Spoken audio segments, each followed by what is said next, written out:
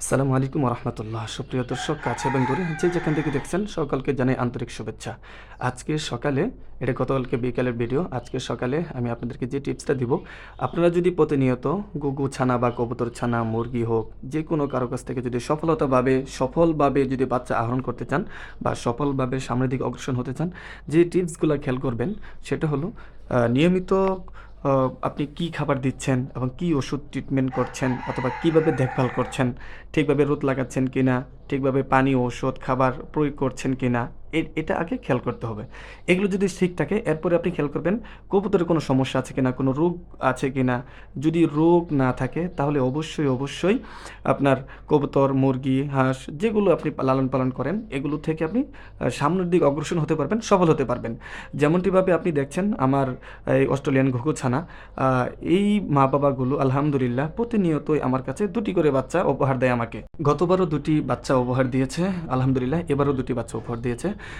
গতবারের বাচ্চা মাঝে মাঝে আপনার আমার এখানে বড় বড় ইঁদুর আসে এবং বেজি আসে, এগুলো আমাকে অনেক আক্রমণ করে, আমার এই খামারে অনেক বাচ্চা এবং কবুতর নষ্ট করেছে। তো আলহামদুলিল্লাহ এবার এখন পর্যন্ত কোনো সমস্যা হয়নি। তবে যেটা হয়েছে শীতের কারণে গুটি, পক্স বা বসন্ত, যেটাই বলেন, এই সমস্যাটা একটু দেখা দিয়েছে।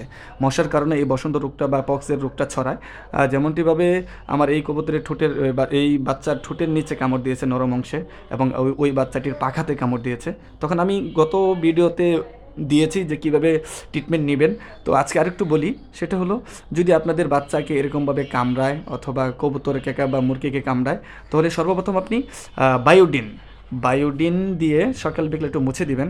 যদি অতিরিক্ত মাত্রায় কামড়ায় তাহলে আপনি রেনোমাইসিন ট্যাবলেটটা আপনি ভাগ করে পানিতে মিলিয়ে অথবা এমনি এমনি টুকরো করে ডাক্তারের পরামর্শ অনুযায়ী খাওয়াবেন।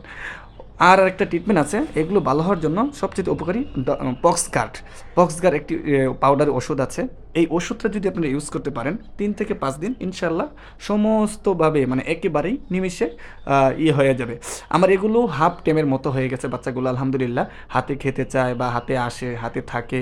এবং আরেকটি বাচ্চা আছে, সেটা হলো আর প্রায় টেম সম্পূর্ণই হয়ে গেছে এরকম, আমার হাতে বসে, গত ভিডিওতে দেখছে আমার হাতে বসে এবং আমার মোবাইলে আসে, কাছে আসে, হ্যাঁ, সুন্দরভাবে হাতে খেতে খায়, একটু একটু টুকরে খায়। এখন পর্যন্ত মায়ের সাথে রাখছি, কারণ ওইরকমভাবে সময় মিলে না যে তাকে আমি এরকমভাবে সময় দিব, বাইরে টেম করাবো এবং সুপার টেম বানাবো, এরকম ভাবে হচ্ছে না। তো আপনাদেরকে যেটা বললাম, যদি আপনার ঘুঘু কবুতরকে ট্যাম বানাতে চান, সর্বপ্রথম এমন সাইজের বাচ্চা নেবেন যেগুলো এখন পর্যন্ত মাকে চিনে নাই, শুধু খায়।